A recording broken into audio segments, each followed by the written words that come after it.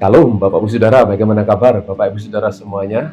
Saya selalu berdoa dan berharap kita semua umat Tuhan, gereja Tuhan semakin mempersiapkan diri untuk menantikan kedatangan Tuhan.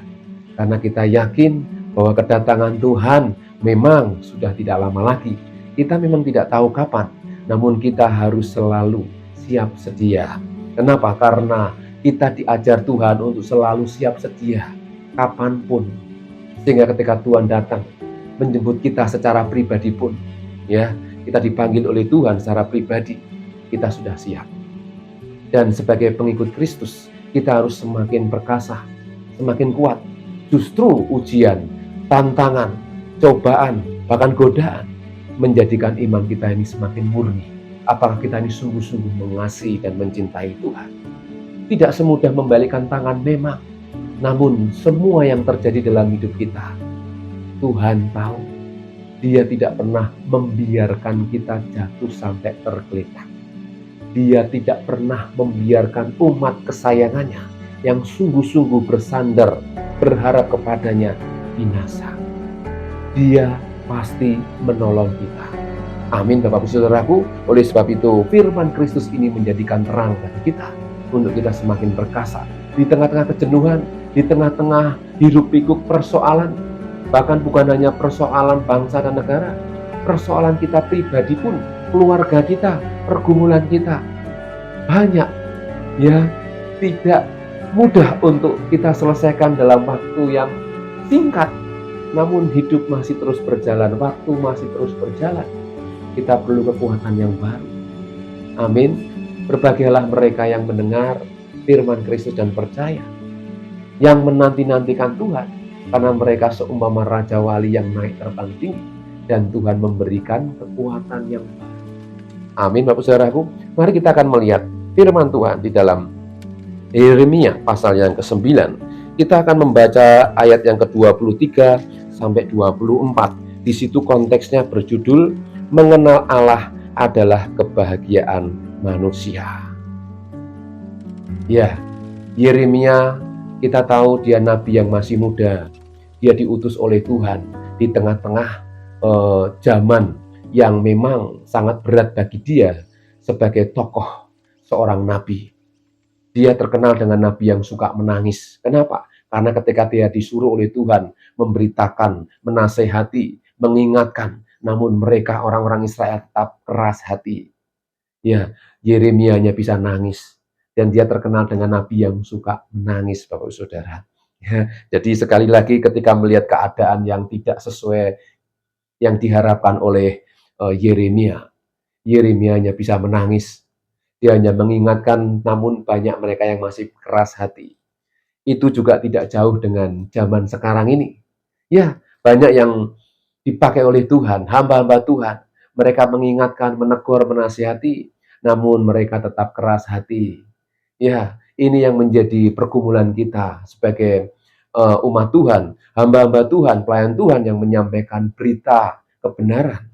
Karena tidak semua orang mau mendengar, mau menerima. Ini sudah menjadi, kalau orang bilang keadaannya seperti itu. Namun sebagai orang-orang yang dipanggil oleh Tuhan, kita harus memiliki ketetapan hati.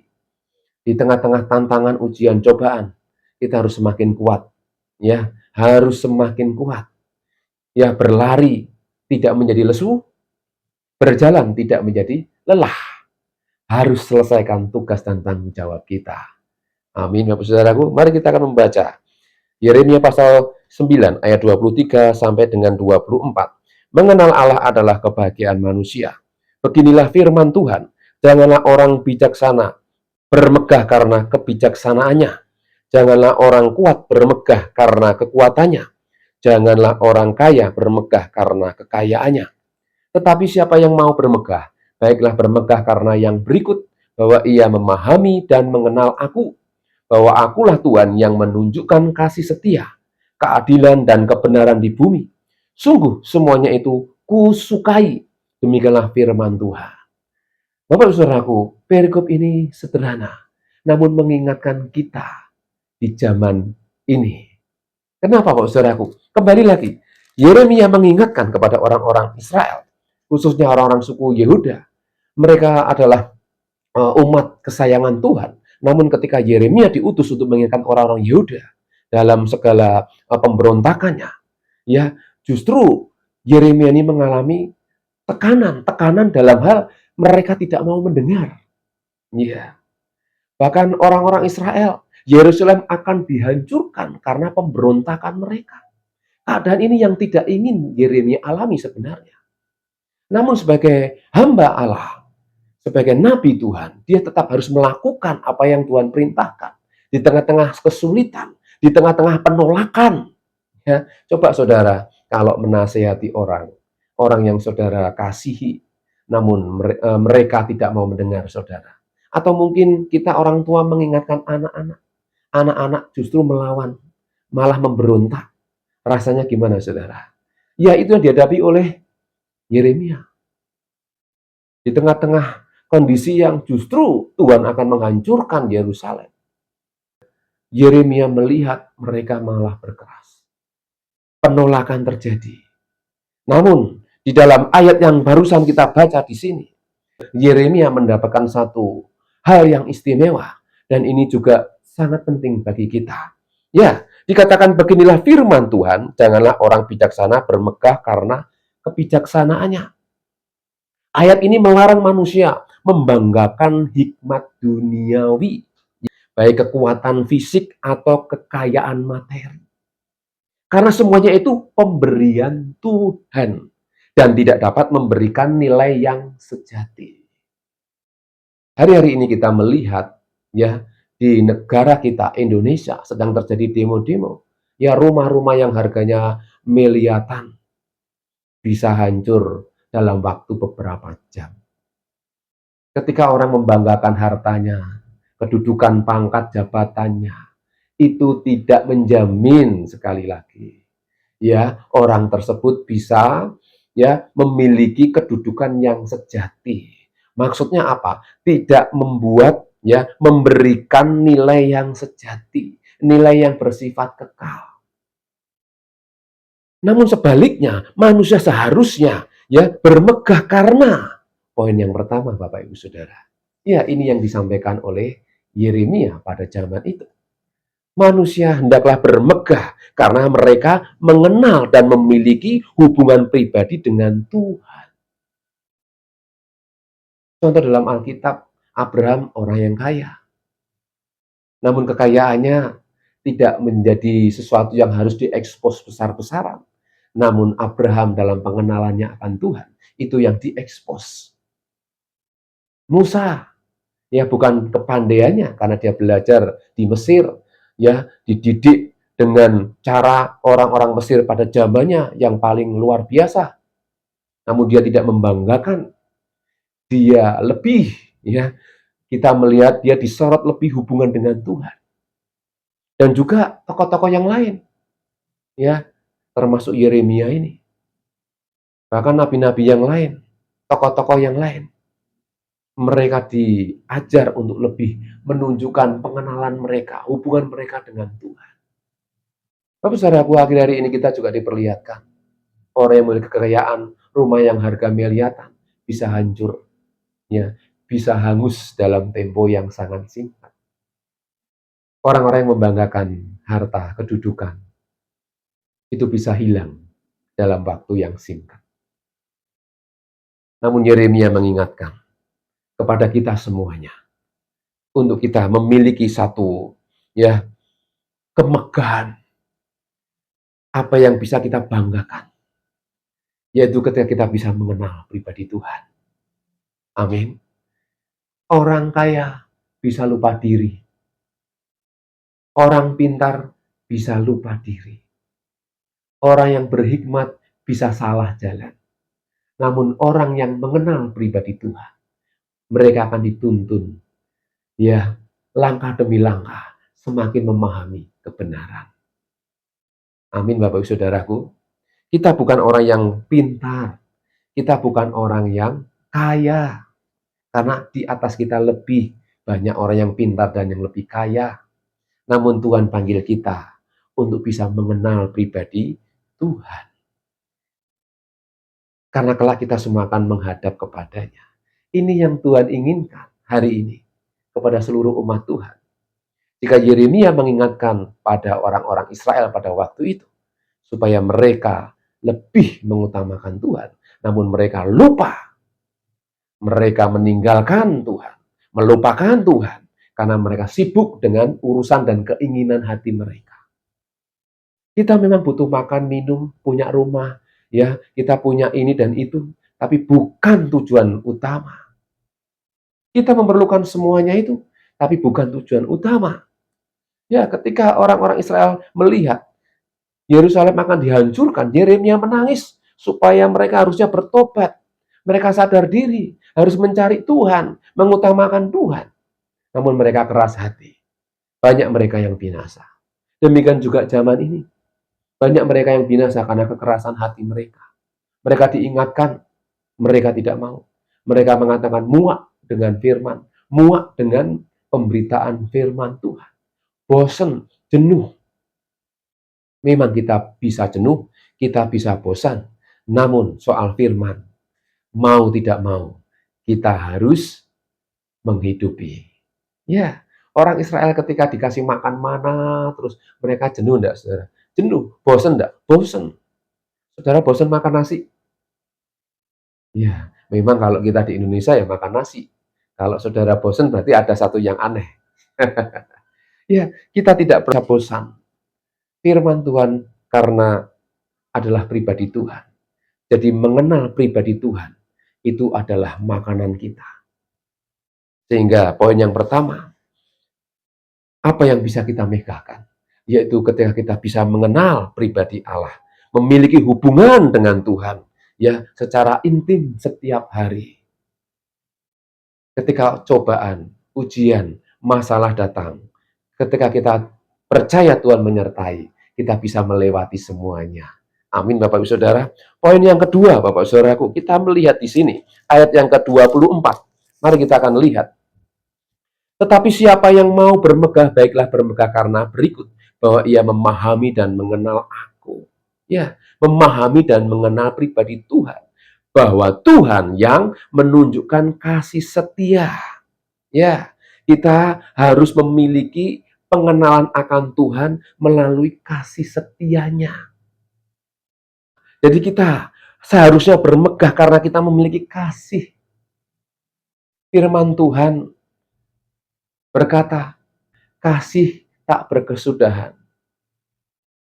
Pengetahuan akan lenyap, bahasa roh akan berhenti, nubuat akan berakhir. Tapi kasih tidak berkesudahan. Poin yang kedua ini kita harus pegang. Apa yang disampaikan oleh Yeremia ini. Yang bisa manusia megahkan adalah karena kita memiliki kasih setia. Ya, memiliki keadilan. Dikatakan bahwa akulah Tuhan yang menunjukkan kasih setia, keadilan dan kebenaran di bumi. Sungguh semuanya itu kusukai. Demikianlah firman Tuhan. Jadi jika kita memiliki kasih, kita memiliki kasih setia, ya, keadilan dan kebenaran, itu sudah cukup bagi Tuhan. Namun kenyataan, manusia sudah kehilangan kasih. Manusia memperkaya diri sendiri untuk mencari ketenaran dan kehebatan dan menunjukkan kesombongan. Di zaman akhir ini, manusia lupa diri. Mereka lupa. Mereka tidak bersikap adil ketika mereka dipercaya oleh Tuhan dengan jabatan dan kekayaan yang melimpah. Bukan berarti saya iri atau kita iri dengan orang yang kaya. Namun firman Tuhan selalu mengingatkan, bahkan ketika Yesus berada di bumi ini, dia selalu menentang orang-orang kaya. Karena mereka tidak melekat kepada Tuhan dengan sungguh-sungguh. Tidak memahami apa yang Tuhan inginkan dalam hidup mereka. Mereka, ya saya teringat anak muda yang kaya. Dia berkata, peraturan yang mana lagi, hukum yang mana lagi yang Tuhan, semuanya sudah aku lakukan. Ketika Tuhan mengingatkan, kalau kamu tidak sempurna, jualah hartamu, berikanlah kepada orang miskin, dan ikutlah aku. Ini perkara yang tidak mudah loh Bapak Ibu Saudara. Jika Bapak Ibu Saudara sebagai orang yang muda, kaya, sebagai pemimpin, ya, saya diingatkan oleh ayat ini, tidak mudah untuk melepaskan posisi saudara. Jika posisi anak muda yang kaya, ya, sudah kaya, masih muda, pemimpin lagi, ya, disuruh meninggalkan semuanya itu. Siap, saudara? Belum tentu. Namun ketika Tuhan berkata, jikalau kamu hendak sempurna. Manusia hari ini mengejar kesempurnaan. Kesempurnaan nilainya bukan dari harta, kedudukan, dan pangkat. Kesempurnaan terletak ketika kita memiliki hubungan yang manis dengan Tuhan. Hubungan yang intim. Sehingga kita dibawa mulia, semakin berkenan di mata Tuhan. Ya, bukan hanya di mata manusia, di mata Tuhan. Amin. Karena ketika Tuhan tuntun kita, kasih Tuhan akan muncul dalam hidup kita. Keadilannya akan terpancar. Manusia hari ini kehilangan kasih dan kehilangan keadilan. Bahkan dikatakan kehilangan kebenaran. Karena sudah dikuasai oleh keinginan dunia, keinginan daging, dan segala hal yang materi. Bapak Ibu Saudaraku, tidak bisa dipungkiri. Kita semua jika mengalami ujian, mengalami posisi yang nyaman, enak, kita juga bisa lupa. Seringkali kita justru tidak bersyukur ketika kita menghadapi kenyataan yang berat. Masalah yang Tuhan izinkan. Pergumulan yang tidak kita kuat untuk menanggungnya. Justru disitulah kita harus belajar. Tetap mengucap syukur dan mengandalkan Tuhan. Dan selalu berharap kepada Tuhan. Disitulah terjadi hubungan yang manis dengan Tuhan. Ketika kita menghadapi masalah. Jadi masalah itu baik sebenarnya. Pergumulan yang berat itu baik sebenarnya. Tekanan hidup yang berat itu baik sebenarnya. Jika kita memiliki respon yang baik juga. Karena di situ hubungan kita dengan Tuhan semakin kuat. Bagaimana mungkin iman yang murni tanpa ujian? Bagaimana mungkin iman yang murni ya tidak harus dites dulu? Bagaimana Abraham bisa disebut bapak orang beriman jika imannya tidak diuji? Oleh sebab itu berbahagialah jika kita mengalami berbagai macam pencobaan, kata Yakobus. Berbahagialah jika kamu mengalami pencobaan, jatuh bangun dalam pencobaan, ujian, persoalan. Karena disitulah Tuhan ingin menjalin hubungan yang lebih kuat. Amin, saudaraku. Ya, poin yang kedua, ya, bagaimana kita harus bermegah karena kita bisa melakukan kasih Tuhan di tengah-tengah kesulitan. Ya, kasih Tuhan akan terpancar, keadilan Tuhan, kebenaran Tuhan akan terpancar dalam kehidupan kita. Amin, Bapak Saudaraku. Mari kita semakin sungguh-sungguh lagi memahami maksud Tuhan. Ya, sebab Tuhan adalah pribadi yang menunjukkan kasih setia, keadilan dan kebenaran di bumi ini. Terlebih bagi mereka yang mengasihi Tuhan. Ya, ini adalah sifat Tuhan yang harus dicari dan diandalkan oleh manusia. Ya, yaitu memiliki kasih, bersikap adil, dan juga hidup dalam kebenaran. Amin, Bapak Saudaraku. Sekali lagi, Bapak Saudaraku, kitab Yeremia ini mengingatkan kepada kita untuk kita sadar diri. Sebagai manusia, kita membutuhkan Tuhan. Sebagai manusia, kita masih terus berharap kepada Tuhan. Ya, tidak mengandalkan kekayaan, tidak mengandalkan kekuatan, ya, kepandaian, karena ini adalah bentuk kesombongan manusia. Ya, karena hal tersebut tidak memiliki kekuatan untuk memberikan kebahagiaan yang sejati. Bahkan mengatasi kematian atau menghadapi penghakiman. Ini Bapak Ibu Saudaraku. Jadi Bapak Saudaraku, mengandalkan kekayaan, kekuatan dan kepandaian, ini salah satu bentuk kesombongan manusia. Ya, dan hal ini tidak bisa mengatasi ya kematian atau menghadapi penghakiman Tuhan. Oleh sebab itu, mari melalui kitab Yeremia, pesan Yeremia hari ini, kita diingatkan apa yang bisa kita banggakan selain kita memiliki hubungan yang intim dengan Tuhan, mengenal pribadi Tuhan. Ya, jangan sampai kita dibutakan oleh ilah zaman ini. Apa itu ilah zaman ini? Keinginan hati, keangkuhan hati, nafsu dan segala hal yang berhubungan dengan duniawi ini. Sehingga kita terpisah dengan Tuhan. Jangan sampai kita terpisah oleh karena keinginan harta duniawi ini. Keinginan duniawi ini. Tapi mari kita semakin melekat kepada Tuhan. Biarlah melalui pesan Yeremia ini kita diingatkan untuk kita bisa bermegah ketika kita bisa mengenal pribadi Tuhan, mengenal karakter Tuhan, memahami kehendak Tuhan dalam hidup kita, bahkan sampai kita berjumpa dengan Tuhan. Amin. Yang kedua, kita memiliki kasih dari Tuhan. Ya, kita memiliki keadilan dan kearifan yang dari Tuhan. Bahkan kita hidup di dalam kebenarannya. Dua hal ini yang disukai oleh Tuhan. Ya, sungguh semuanya itu kusukai. Demikianlah firman Tuhan. Mari Bapak Saudaraku, biarlah hari-hari ini kita semakin mengejar, ya, sehingga ada pujian mengatakan mengejar hadirmu, mengikuti kebenaranmu. Ya, ada pujian yang seperti itu ya Bapak Saudaraku ya. Ya, mari kita mengejar pribadi Tuhan. Carilah dahulu kerajaan Allah dan kebenarannya, maka semuanya akan ditambahkan kepadamu. Firman Tuhan mengingatkan. Amin Bapak Ibu Saudara. Dan mari kita kejar kasih, kesetiaan, ya, keadilan, dan kebenaran. Saya yakin kita semua akan mengalami kemenangan. Karena itu semua yang disukai oleh Tuhan. Biarlah pesan yang disampaikan Yeremia ini mengingatkan kita semua untuk kita mengejar pribadi Tuhan, mengejar kasih dari Tuhan, kesetiaan, dan kebenarannya. Amin. Tuhan Yesus memberkati. Mari kita akan berdoa.